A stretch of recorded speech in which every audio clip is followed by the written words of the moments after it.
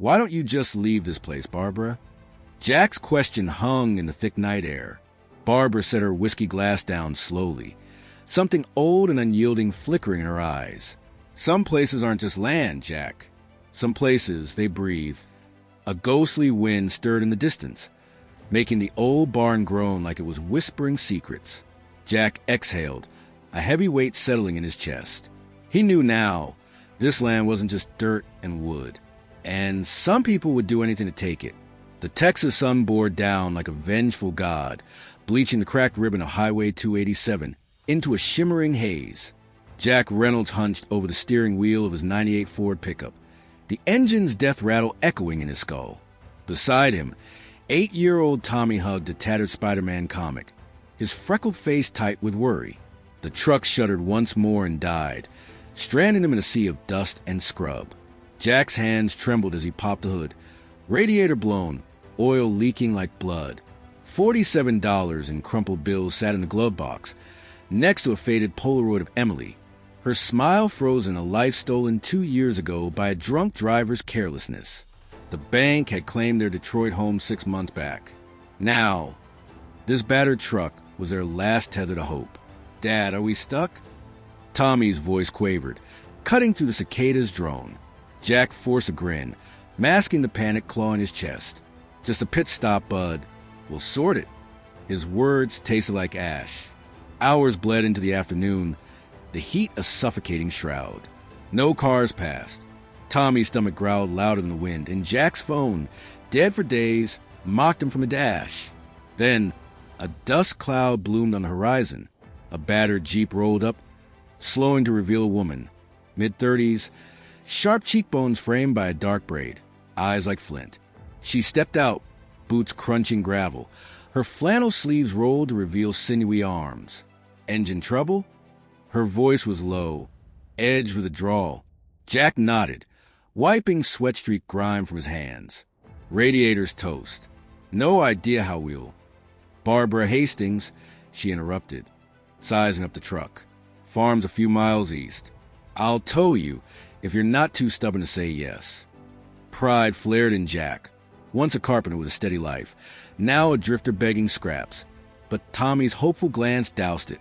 "Jack Reynolds, this is Tommy. We'd be grateful." Barbara hitched their truck to her Jeep with practiced ease, and soon they jostled to her sprawling ranch. Cottonwoods whispering in the breeze, barbed wire glinting like teeth. The guest house was a weathered shack, its tin roof pocked with rust, but it had a bed, a cracked sink, and a view of endless fields. Barbara's offer was blunt.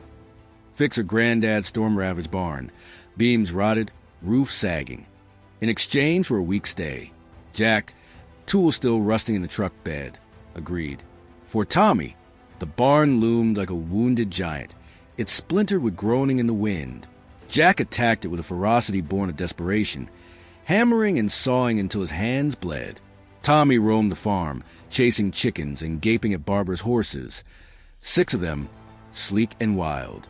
Barbara herself was a cipher, gruff yet fair, her callous hands wielding a pitchfork like a scepter. At dusk, she'd perch on her porch with a glass of bourbon, staring at the horizon as if it held ghosts. Jack caught her watching him once, her gaze lingering on his sweat-soaked shirt before she turned away, lips tight, days stitched into a fragile rhythm. Jack rebuilt the barn, plank by plank. Tommy thrived, his laughter a dagger in Jack's guilt-ridden heart. Barbara tended her fields, her silence a wall. Then Simon Whitaker slithered in. He arrived in a black SUV, dust swirling around polished chrome, his suit immaculate despite the heat. A cane tapped the ground, a prop Jack guessed, for menace more than need. "Barbara Hastings," he purred, flashing teeth too white to trust. "Still clinging to this wasteland? Offers now $2.5 million. Cash." Barbara's jaw clenched, a muscle ticking. "Told you before, Simon, this land's not for sale." He chuckled, a sound like breaking glass. "Eminent domain disagrees. County's drooling for a retail park. Jobs, progress. Sign, or we'll carve out from under you." Jack overheard from the barn, hammer stilled. Barbara's farm wasn't just a patch of dirt. It spanned thousands of acres, a gold mine developers had circled for decades. Her granddad's blood and sweat now prey for vultures like Simon. Jack knew the type. Detroit had been gutted by men with slick smiles and deeper pockets. That night, a storm roared in, thunder splitting the sky, rain slashing like knives. Barbara pounded on the guest house door, drenched and fierce. Horses broke loose. "Help me." Jack grabbed his coat, and they plunged into the tempest, wind howling, mud sucking at their boots. The horses bolted in blind terror, lightning painting their flanks silver. Jack wrestled a mare's reins, muscles screaming, as Barbara soothed the stallion, her voice cutting through the gale. A bolt struck a cottonwood, igniting it in a fireball, and Jack stumbled, boots slipping. Barbara's hand shot out, yanking him up, her grip iron. Their eyes locked, raw, unguarded, electric, and time stalled. Then she recoiled, walls snapping back, leaving Jack breathless in the rain. Morning revealed a farm battered but standing. Tommy, rummaging in a barn, unearthed a rusted lockbox behind a beam. Inside, a yellow deed, a photo of a young Barbara with a grizzled man, her granddad, and a letter. Jack read it to her that night, bourbon warming their hands on her porch. "Barbara, this land's your soul. Vultures will come, always do. Fight. You're tougher than me, and I was a bastard to kill." Her eyes shimmered, wet but fierce. "He died when I was 19. Heart attack in the Northfield. I bolted to Dallas after.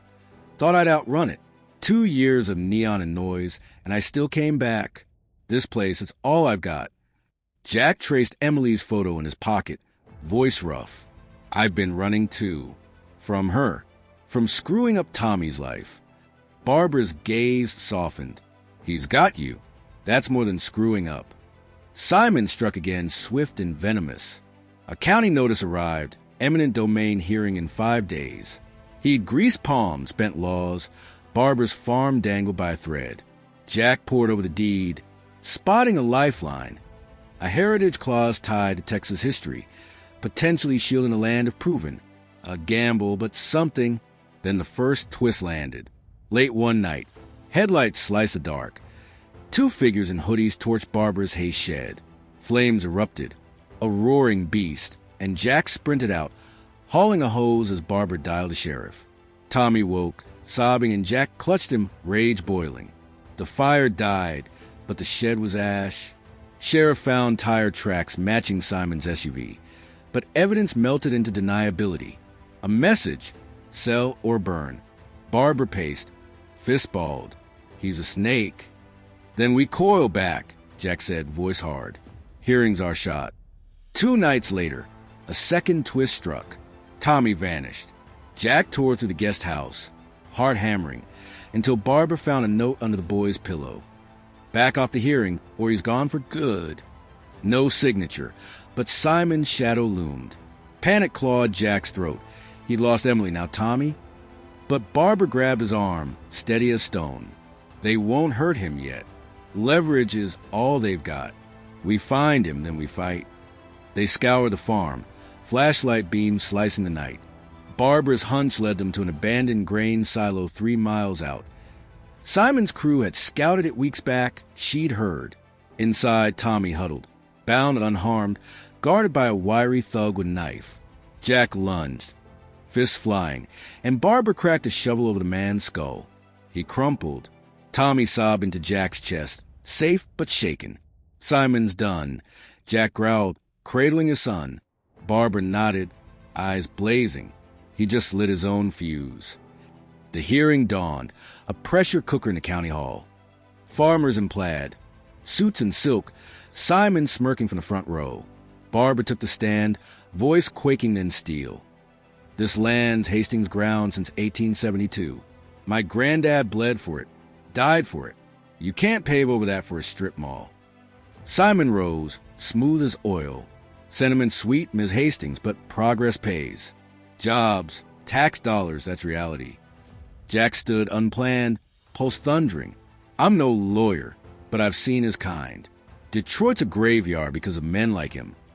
Promises of jobs, then empty lots and fat bank accounts. Barbara's land isn't just dirt. It's where my boy found hope after I lost everything. You take it, "You're not building, you're breaking." A murmur rippled.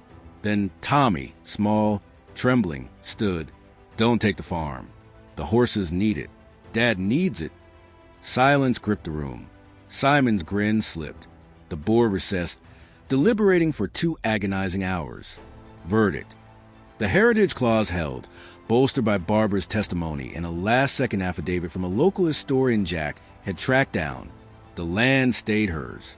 Simon stormed out, Kane stabbing the floor. Barbara grabbed Jack, pulling him into a kiss, fierce, tasting of dust and triumph. Tommy cheered, oblivious and bright.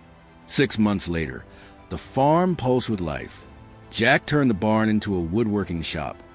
Crafting tables and chairs sold at markets, his hands steady again. Tommy raced through fields. A boy remade, his nightmares fading. Barbara softened, her laugh a song Jack hadn't known he needed. One dusk, as fireflies winked over the land, she handed him a key. "Guest house is yours," she said, voice soft, "if you'll stay." He took it, grinning, not running anymore. But the final twist lingered. A week later, a package arrived. No return address. Inside, a photo of Simon, dead in his SUV. A bullet through his temple. A note. "Vultures eat each other too." Jack burned it, telling no one.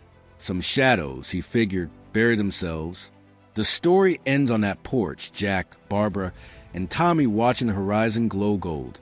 Jack had fled loss, chasing ghosts, but here in the dusk and the dawn, he found roots. Barbara found a partner. Tommy found a home. The farm stood, scarred but defiant, a monument to resilience, love, and the fierce beauty of standing still.